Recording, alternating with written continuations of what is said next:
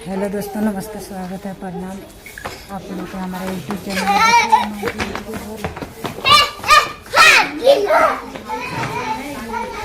लिखा हुआ है आपका स्वागत है। तो दोस्तों आप लोग समझ जाइए लोकेशन के देखिए यूट्यूब हाउस ये मासिक चौहान के घर पे आए हैं और उनके घर को हम आप लोग को दिखाने अब जा रहे हैं। पूरा अंदर से आप लोग पूरा देखते जाइए।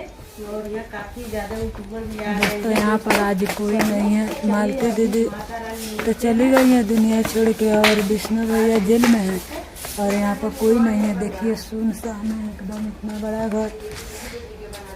अभिराज है मालती दीदी को लड़का, वो अपने मामा ही है। दोस्तों बहुत बुरा लग रहा है। देखो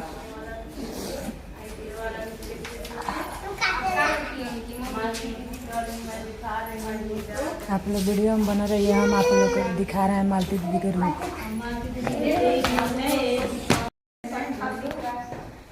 दोस्तों आप लोग देखते रहिए।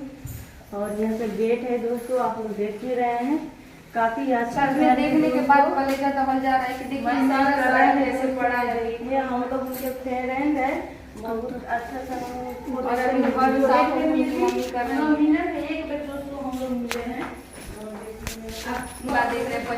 देखिए दोस्तों, यही मालती दीदी का बेडरूम है। देखिए यही रूम पर मालती दीदी